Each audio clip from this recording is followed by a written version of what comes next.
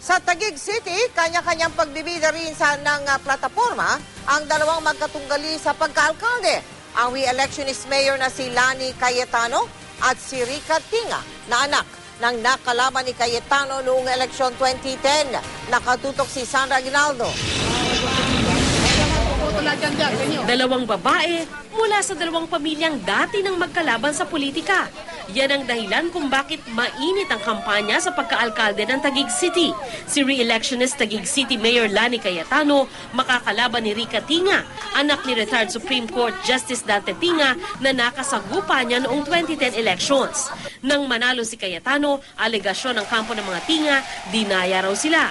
Nagkagulo pa nga noon dahil sa umunoy hindi sinasadyang nahulog na tear gas mula sa isang pulis sa proklamasyon ni Cayetano. Kalaunan, nagsampa pa ng protest case ang mga Tinga.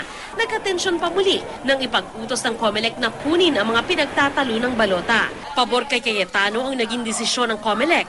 Si Tinga naghain ng apela sa Korte Suprema na nakabinbin pa hanggang ngayon.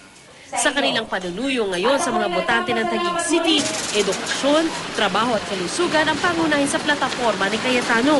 Kabilang naman daw sa prioridad ni Rica Tinga ang kalusugan, edukasyon at peace and order. Very confident naman yung aming grupo na makukuha namin yung pangalawang termino namin kasi talagang overflowing naman ang support ng ating mga kababayan. Iba ho ako sa mga ibang politiko.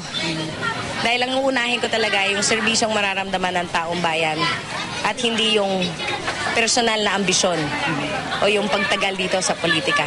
Si Cayetano ay tumatakbo sa ilalim ng Nationalista Party na kinabibilangan din ng kanyang mister na si Senador Alan Peter Cayetano. Si Tinga, bagamat kaalyado ng kanyang pamilya si Pangulong Aquino noong 2010 elections, tumatakbo sa ilalim ng local party, ang kilusang diwa ng Taguig. Ang tanong, sino sa kanila ang manok ng administrasyon? Kung may imbitasyon na manggagaling po sa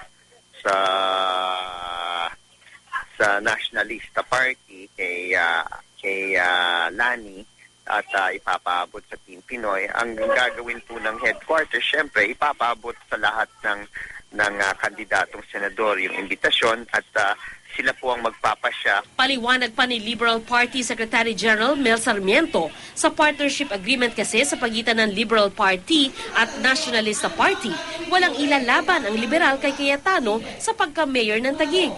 Ang Taguig ay ikasampu sa mga lugar sa bansa na mayaman sa boto.